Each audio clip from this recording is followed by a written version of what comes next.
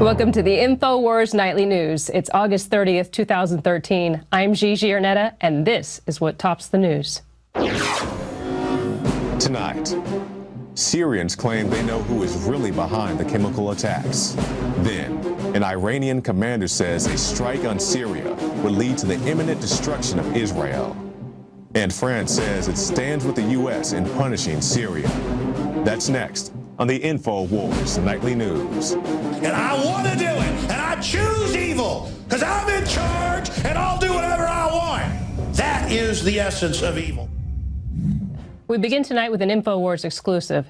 Syrians in Ghouta claim Saudi-supplied rebels behind chemical attack. Ghouta, Syria, as the machinery for a U.S.-led military intervention in Syria, gathers pace following last week's chemical weapons attack. The U.S. and its allies may be targeting the wrong culprit.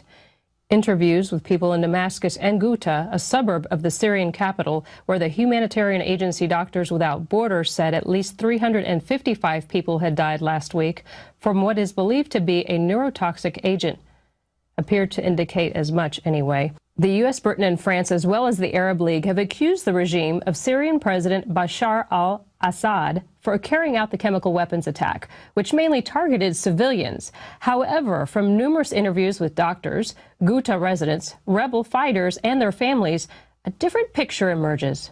Many believe that certain rebels received chemical weapons via the Saudi intelligence chief, Prince Badr bin Sultan, and were responsible for carrying out the dealing gas attack. Iran's Revolutionary Guard chief, Jafari, says that a U.S. strike on Syria will mean the imminent destruction of Israel.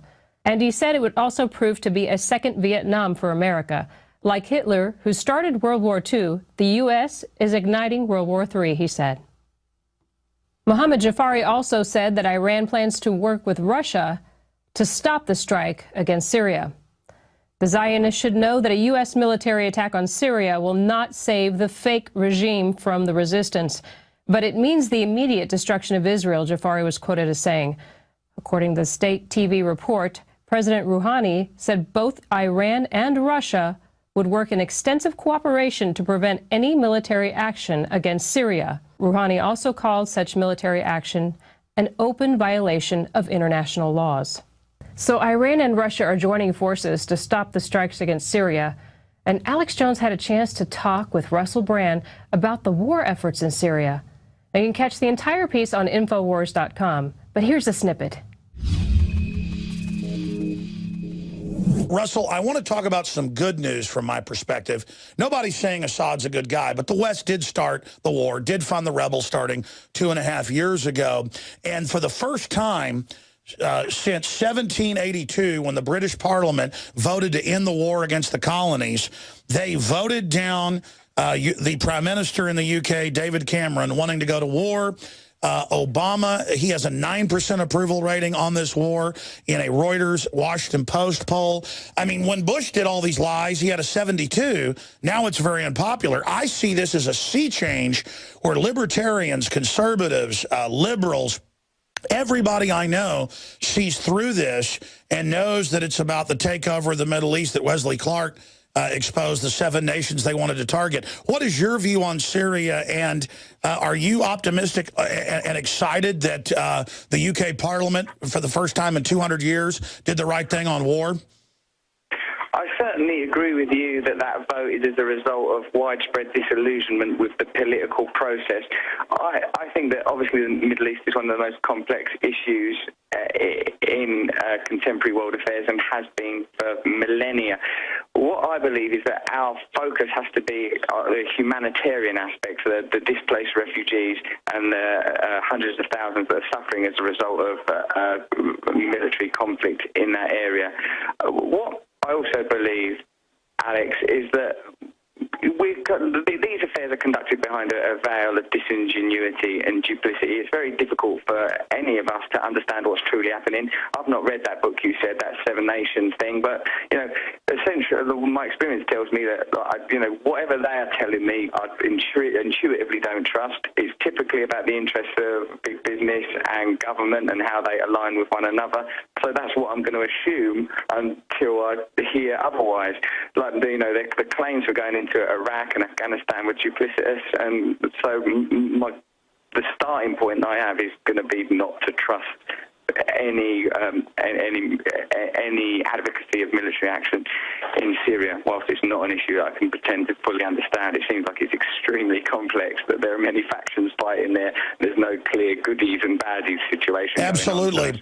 Ron Paul recently came out and said he basically thinks it's a false flag. There's evidence that the al-Qaeda groups staged the chemical attack, but it is obviously an incredibly complex situation. I went through the Pentagon 10 days after 9/11, and an officer from the Joint Staff called me into his office and said, I want you to know, he said, sir, we're going to attack Iraq. And I said, why? He said, we don't know. And then I came back to the Pentagon about 6 weeks later. I saw the same officer. I said, why haven't we attacked Iraq? We still going to attack Iraq? He said, oh, sir, he says, it's worse than that. He said, I just got this memo from the Secretary of Defense's office that says we're going to attack and destroy the governments in 7 countries in 5 years. We're going to start with Iraq, and then we're going to move to Syria, Lebanon, Libya, Somalia, Sudan, and Iran. Protesters in Times Square think the U.S. should butt out of Syria. Now, much unlike our president, who wants to go into Syria, people are marching near the U.S. Armed Forces Recruiting Center, demonstrating, and some are carrying Syrian flags and chanting, "Hands off Syria." And we need jobs. We need peace. U.S. out of the Middle East. Anti-war demonstrations were also being held in Washington, Los Angeles, Chicago, and Dearborn, Michigan on Thursday night. So pretty much there's a round of applause here. The United States citizens are standing up and saying how they really feel. They think we should be out of Syria. Good for the U.S. citizens standing up and saying something about not going to Syria. It seems like the rest of the world wants us out of there.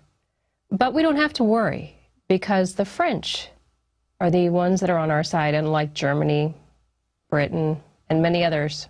French President François Hollande said Friday that the UK parliamentary vote against taking military action in Syria would not affect France's will to act alongside the United States in punishing Syria for an alleged chemical weapons attack. Hollande told French daily Le Monde in an interview that he supported taking firm punitive action over an attack he said had caused irreparable harm to the Syrian people, and said he would work closely with France's allies to punish the Bashar al-Assad regime. So it's a good thing to know that France stands firmly with the U.S.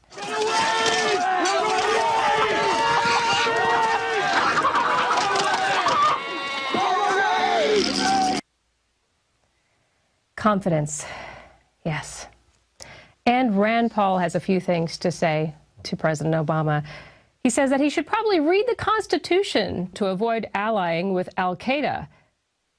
Senator Rand Paul stated today that the U.S. government should obey the Constitution to the letter, and that only Congress, not the president, can declare war on Syria, which he does not believe is an immediate threat to U.S. national security.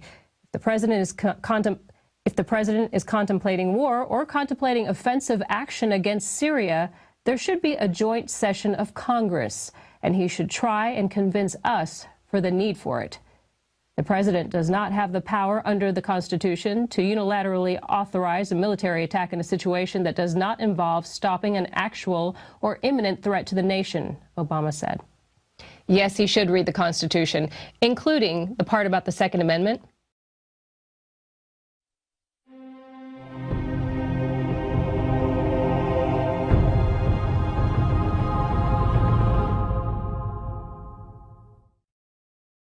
And Obama and Biden seek to have more gun control because we don't have enough. So Vice President Biden seeks action on guns, striving to take action where Congress would not. The Obama administration announced the new steps Thursday on gun control. One new policy will end a government practice that lets military weapons sold or donated by the U.S. to allies be reimported into the U.S. by private entities. Joined by Attorney General Eric Holder, Biden formally unveiled the new measures Thursday while swearing in Todd Jones, whose confirmation to the head of BATF after 6 years of political wrangling to fill that position. The Daily Caller reports that what this executive order does is it kills a 110-year-old civilian marksmanship program. That's really what this executive order does. And for today's quote of the day, who controls the issuance of money controls the government. That's Nathan Meyer Rothschild. Get your copy of the new InfoWars magazine. Go to InfoWarsShop.com and check it out today. Your purchase supports this broadcast. Pick up your issue today. And next, Larry Pratt is going to talk about this new executive order that Biden is pushing and our Second Amendment.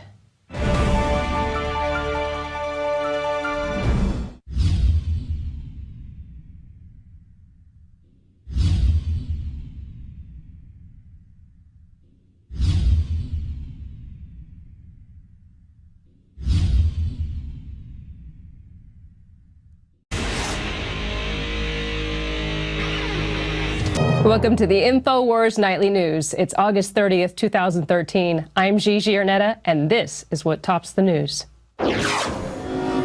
Tonight.